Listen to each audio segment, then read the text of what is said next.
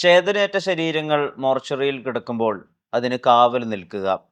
ചുറ്റുമുള്ള ആളുകളുടെ അലമുറയിട്ട കരച്ചിലുകൾക്കിടയിൽ, ചില ദുഃഖമാർന്ന നിശബ്ദതകൾക്കിടയിൽ ഒരാൾ കാവൽക്കാരനായി നിൽക്കുക.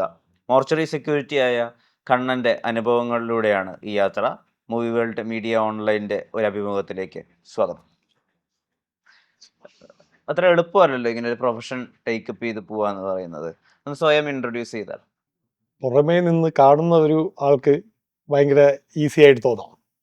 വെളിയിൽ നിന്ന് ഒരാൾ നോക്കുമ്പോൾ അവിടെ ഒരു സെക്യൂരിറ്റി നിൽക്കുന്നു എന്നുള്ളൊരു ധാരണ മാത്രമേ ഉള്ളൂ. പക്ഷേ അകത്ത് ആ ഒരു വ്യക്തി ഇരിക്കുമ്പോൾ അവിടുത്തെ സെക്യൂരിറ്റി എന്ന നിലയിൽ പലരുടെയും മാനസികാവസ്ഥ നേരിട്ട് കാണുന്ന ഒരു വ്യക്തിയാണ്. അതായത് ഒരു വ്യക്തി മരണപ്പെടുമ്പോൾ പല മാനസികാവസ്ഥയിൽ വരുന്ന ആളുകളായിരിക്കുമല്ലോ സ്വാഭാവികമായിട്ട് മോർച്ചറിൽ വരിക. അപ്പോൾ അവർ ആ ഒരു മൃതശരീരത്തിന് നിശ്ചിത സമയത്തേക്ക് വരുന്ന വ്യക്തികളാണ്. മോർച്ചറി സെക്യൂരിറ്റി എന്ന് പറയുന്ന ആള് ഒരു മോർച്ചറി സുരക്ഷാ ജീവനക്കാരൻ രാവിലെ മുതൽ ആ മോർച്ചറി അടയ്ക്കുന്നത് വരെ അനേകായിരം വ്യക്തികളുടെ മാനസികാവസ്ഥ കണ്ട് അവിടെ നിൽക്കുന്ന ഒരു വ്യക്തിയാണ്. അപ്പോൾ ആ വ്യക്തി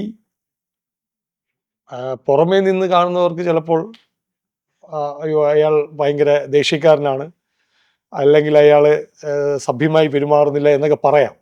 പക്ഷെ നമ്മുടെ ആ ഒരു പൊസിഷനിൽ നിൽക്കുമ്പോൾ നമ്മൾ ആ ജോലിയുടെ ഭാഗമായി നിൽക്കുന്ന സമയത്ത് അവിടെ വ്യക്തി എന്ന് പറയുന്ന ആളില്ല.